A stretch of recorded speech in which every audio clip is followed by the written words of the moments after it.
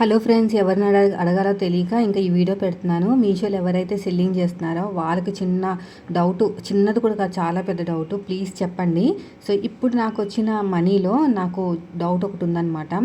ఇక్కడ ఫస్ట్ నుంచి చూపిస్తాను. ఇది ఆర్టీఓ అంటే రిటర్న్ అంటే తెలుసు కదా, డబ్బులు రావు, మనకి ప్యాకెట్ వచ్చేస్తుంది. నెక్స్ట్ వచ్చేసి ఇది రిటర్న్ అంటే కస్టమర్ మనకు పంపించేస్తే 157 రూపీస్ కట్ అయిపోయి మన ఐటమ్ మనకు వస్తుంది. అది డ్యామేజ్, అది తర్వాత సంగతి, అది క్లారిటీ ఉంది. సో ఇవి క్రెడిట్ అయిన డబ్బులు. ఇది కూడా నాకు క్లారిటీ ఉంది.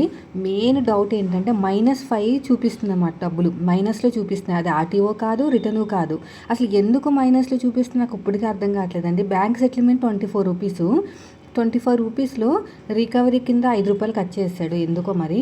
రిమైనింగ్ మనకి 19 రూపాయలు ఎంతో రావాలి కదా, అదనే ఉండాలి కదా. ఇది కాదు కానీ ఇంకోటి చూపిస్తాను మీకు, ఇంకా క్లారిటీ వస్తుంది. ఇక్కడ 22 రూపీస్ కట్ అయిపోయింది, 1 రూపాయి రాలేదు.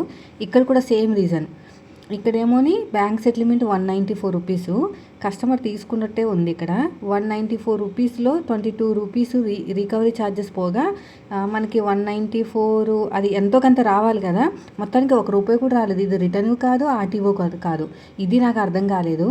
అసలు ఎంత వెళ్తుందంటే మనకి, మన చేతిలోంచి మెటీరియల్ వెళ్తానే ఉంది, ఆర్డర్స్ వస్తూనే ఉన్నాయి, కానీ డబ్బులు 1 రూపాయి పడట్లేదు. నాకు అర్థం కాదు. ఎంత పంపించాను నేను, అదంతా మైనస్లోనే సగం వెళ్ళిపోయింది. ఇక 13 రూపీస్ మైనస్. ఇదేంటో తెలుసా, ఇది కూడా 207 రూపీస్ అనేది మనకి బ్యాంక్ సెటిల్మెంటు. ఇది ఆర్టీఓ కాదు, రిటర్న్ కాదు. ఇక్కడేమో రికవరీ ఛార్జెస్ 13 రూపాయలు, పేమెంట్ పేడ్ అని వచ్చింది, కానీ నాకు ఇక్కడ డబ్బులు చూపించట్లేదు. బయట చూస్తే మాత్రం మైనస్లో చూపిస్తుంది.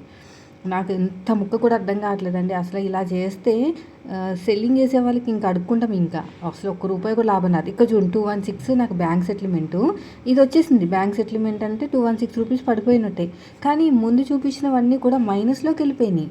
అసలు ఇదంతా ఎక్కడికి వెళ్తుంది, ఈ డబ్బులన్నీ ఎక్కడికి పోతున్నాయి? నాకు రిటర్న్ రావట్లేదు, ఆర్టీఓ రావట్లేదు, ఏవీ రావట్లేదు, ఇవన్నీ మైనస్లోకి వెళ్ళిపోతున్నాయి. అసలు ఇదంతా ఎలా వెళ్ళిపోతుందో నాకు అర్థం కావట్లేదండి. వాళ్ళు కస్టమర్ పేడ్ అని చూపిస్తుంది, కానీ మనకి మాత్రం డబ్బులు రావట్లేదు. రికవరీ ఛార్జెస్ అని చెప్పేసి కట్ చేస్తున్నారు. సో మీరు ప్లీజ్ కామెంట్ అయితే చేయండి. మొన్న మా వారు ఊరు వెళ్ళారనమాట, హోమ్ సిక్, ఇవన్నీ తీసుకొచ్చారు, ఇవన్నీ చదువుతున్నాను. ఇంకొక నా దగ్గర 10 పీసెస్ ఉందండి, అంత అమ్మేసి ఇంకా ఆపేస్తాను. నేను బాగానే కష్టపడుతున్నాను, కానీ నాకు వీటి వల్ల లాస్ వచ్చేస్తుంది బాగాని. నేనేమనుకుంటున్నానంటే, నేను 19,000 పెట్టుబడి పెట్టానండి ఇప్పటి వరకు. అసలు కొంచెం కొంచెం కొంచెం కొంచెం పెడతానే ఉన్నా. ఇంత పెట్టుబడి ఇప్పుడు దాకా నేను నా టైలరింగ్లో కూడా పెట్టలేదు. అలా పెడుతూ ఉంటే అసలు దానికి సగం కూడా రాలేదు నాకు ఇప్పటికి. ఎందుకు సగం కూడా రావట్లేదు అని తీరా చూస్తే అక్కడ అన్నీ మైనస్లో ఉన్నాయి. మొన్న 31 ఆర్డర్స్ వెళ్ళినాయండి, ఎందుకంటే ఆ రోజు మహాసేల్ నడిచిందనమాట. నెక్స్ట్ డే ఏమో 15 ఆర్డర్స్, మొత్తానికి 50 ఆర్డర్స్ వెళ్తే నాకు వచ్చిందల్లా ఎంత అనుకున్నారు, 1000 రూపాయలు 1200 వచ్చింది అంతే. తీరా అవన్నీ చూస్తే ఏముందంటే మైనస్లో ఉన్నాయి. ఈ మైనస్లు గోల్ ఏంటో నాకు అర్థం కావట్లేదు. ఇది తీసుకొచ్చారు పనసకాయ, నాకు రాదు కొయ్యటం, ఆయనే కోస్తారు. పచ్చళ్ళు, అది స్నాక్స్ అక్కడ తక్కువ రేటుకి వస్తాయి అన్నమాట. మనకి ఇక్కడ కేజీ 500 అయితే స్వీట్స్ అక్కడ 250 అలాగా కొంచెం తక్కువే ఉంటుంది. కొబ్బరికాయలు తీసుకొచ్చారు. ఇదేంటో, ఇది కొబ్బరి నూనె. అసలు నా బ్రెయిన్ పనిచేయట్లేదండి, నేను ఏం చేస్తున్నాను నాకే తెలియట్లేదు. వీడియోస్ పెడదామన్నా కూడా డౌట్లు అడుగుతుంటే, నేను అడిగిన డౌట్ అవతల వాళ్ళకి అర్థం కావట్లేదు, ఎవరిని అడిగినా. సో మీకు తెలిస్తే మాత్రం ఖచ్చితంగా నాకు కామెంట్ చేయండి. మీషోలో సెల్లింగ్ చేసే వాళ్ళ కోసమే క్యాప్షన్ పెడతాను, ఖచ్చితంగా చెప్పండి. ఆ మైనస్లోకి ఎందుకు వెళ్తుంది, వెళ్ళిపోయింది, అట్లీస్ట్ నాకు నా చేతికైనా రావాలి కదా. ఆర్డరు రాలేదు, డబ్బులు రాలేదు, అది మైనస్లోకి ఉంది. అసలు ఏం జరుగుతుందో కూడా అర్థం కాలేదు. అందుకని వీడియోస్ పెట్టడానికి కూడా నాకు అసలు మనసు బాగాలేదనమాట. ఒక్కొక్కసారి అనిపిస్తుంది అనవసరంగా స్టార్ట్ చేశానా ఏంటని. ఒక్కొక్కసారి ఏమనిపిస్తుంది అంటే, నేను ఎప్పటి నుంచో అనుకుంటుంది కదా, సర్లే ఒకసారి చేస్తే లాస్ అయినా నష్టమైనా మనకి పర్సనల్ ఎక్స్పీరియన్స్ వస్తుందని కొంత నేను సంపాదించుకుంటున్నాను. కనీసం పెట్టుబడి పెట్టిన డబ్బులైనా వస్తే చాలు దేవుడా అని ఎన్ని దేవుళ్ళకి మొక్కుకుంటున్నాను. అంతా ఎటుపోతుందో తెలియట్లేదండి.